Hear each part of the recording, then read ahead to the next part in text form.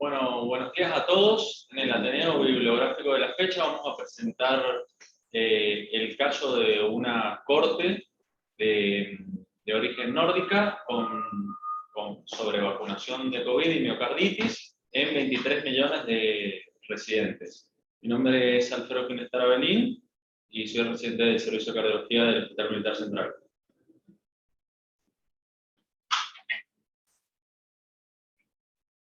Bueno, como introducción, esta corte fue a partir de que empezaron a aumentar los reportes de miocarditis por vacunación contra COVID, sobre todo con vacunas que utilizan ARN mensajero. Bueno, acá vemos diferentes tipos de case report, en diferentes países de la Unión Europea, en Israel, Canadá, Estados Unidos. Tenemos que entender que si bien el COVID-19, la presentación típica y que más nos afectó en la pandemia fue la complicación pulmonar. Sabemos que a nivel fisiopatológico es una enfermedad sistémica que produce lesión endotelial. A partir del ingreso del virus a la célula, se producen activación plaquetaria, aumento de los factores de necrosis tumoral, aumento de lo que son las interleuquinas, principalmente 2 y 6, y produciendo una tormenta de citoquinas que produce un estado de hipercoagulabilidad, produciendo esto que hablamos de una inflamación sistémica que puede producir trombos y miocarditis o inflamación de las serosas. Lo que buscaba este estudio era evaluar el riesgo de miocarditis y pericarditis luego de la vacunación, analizándolo en la cantidad de dosis que había recibido el paciente, diferenciándolos en sexo y edad. Este estudio fue, como dijimos, nórdico, o sea, estudió pacientes de Dinamarca, Finlandia, Suecia y Noruega. Fueron analizados 4 cortes separadas en estos 4 países, se realizaron los estudios y con estos estudios combinados realizaron un metaanálisis. Incluyeron a 23 millones de pacientes, más de 23 millones de pacientes, desde fines del 2020, diciembre del 2020 a octubre del 2021.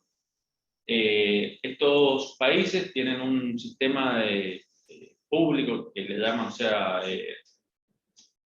subvencionado por los, que sería el público acá, subvencionado por los impuestos.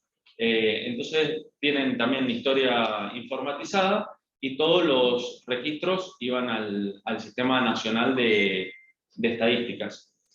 Entonces, eso hizo que se puedan estudiar toda la población que recibió vacunación y luego con esto realizaron el metaanálisis. Como vemos en este gráfico, se siguió a los pacientes en el lapso que mencioné, desde fines de diciembre hasta el 5 de octubre del 2021. Primero, en los primeros meses de diciembre hasta mayo no había vacunas aprobadas y desarrolladas y disponibles para la población, así que lo que se estudió básicamente fue la población no vacunada en diferentes rangos etarios y con diferencia de sexo, si habían producido miocarditis, y luego de haber recibido la primera dosis o la segunda dosis esta es la desarrollada por BioNTech, Pfizer, y ahora voy a comentar también la vacuna AstraZeneca. Como outcome primario, se lo llamó evento a todo ingreso hospitalario con diagnóstico de miocarditis o pericarditis, y secundario cuando era combinado o que había requerido seguimiento al alta. Acá vemos en este cuadro cuántos pacientes habían recibido por lo menos una dosis en pacientes, como dijimos, mayores de 12 años. En lo que fue AstraZeneca, como vemos, dijimos que este estudio incluía más de 23 millones de pacientes. Esto de haberse producido solamente la aplicación de una dosis de lo que fue la vacuna AstraZeneca fue porque para mayo se produjeron solamente la aplicación de 1 millón de dosis, fue porque en mayo tuvieron reportes de casos de trombosis luego de la aplicación de esta vacuna, fue por esto que descontinuaron en estos países nórdicos la aplicación de la misma. No así en lo que fue la vacuna conocida como Pfizer, que tenemos 15 millones de aplicaciones, y en menor medida lo que fue Moderna, 2 millones de aplicaciones.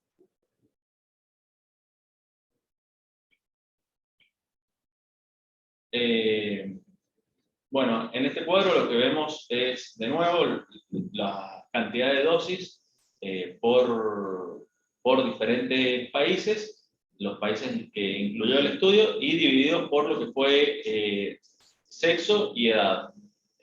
Como vemos, la que mayor presentó índices de reportes de miocarditis y pericarditis fueron los de sexo masculino, entre una edad, los que eran menores a 30 años. Bueno, como dijimos, todos eran ARN mensajero.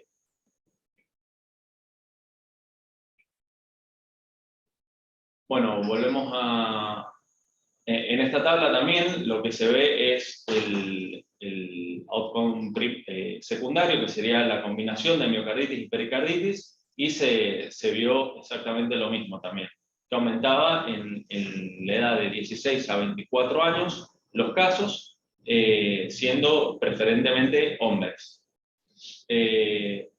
Bueno, como conclusiones de este estudio, lo que se vio fue que la estadía hospitalaria media fue de 3 a 5 días, no hubo muertes en el estudio. Como parte débil del estudio, lo que refería es que, si bien la parte positiva es que logra reclutar muchos pacientes y tienen acceso a las estadísticas, digamos, de haber presentado un caso de miocarditis o pericarditis, que lo informa el sistema, no tenían acceso a lo que sea el ecocardiograma o la troponina. Entonces, lo que se discute sería que cómo es que se llega bien al diagnóstico, digamos, no supradiagnosticar o subdiagnosticar casos al no poder analizar estos parámetros. Y bueno, estos riesgos sobre esta vacuna o este tipo de vacunación que utiliza ARN mensajero fueron analizados por la FDA y autorizaron la aplicación en lo que fue mayores de 18 años para lo que es la vacuna Moderna, y lo disminuyeron para lo que es BioNTech Pfizer para mayores de 16 años.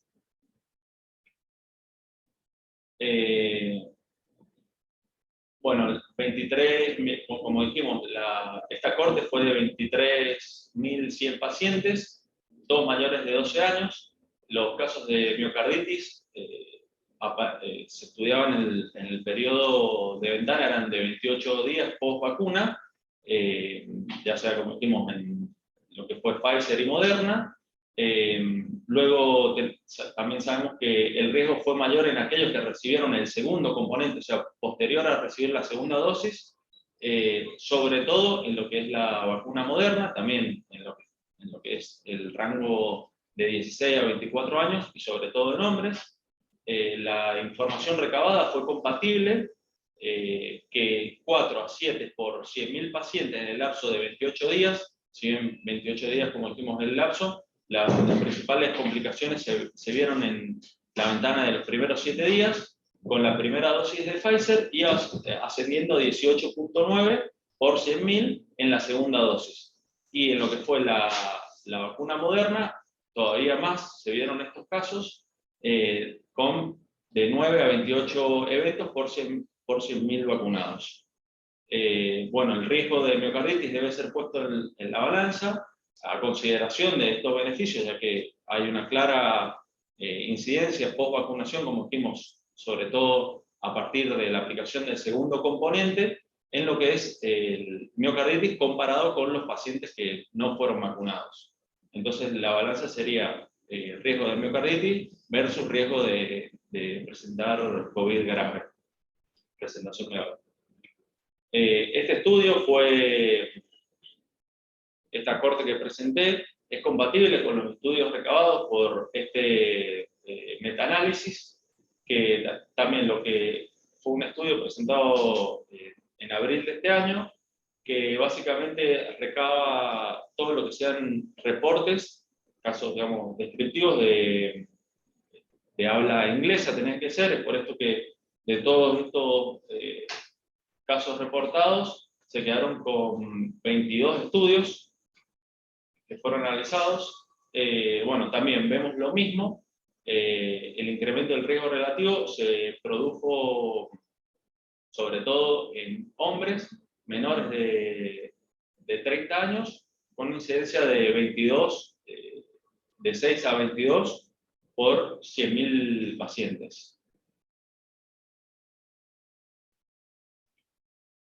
Muchas gracias.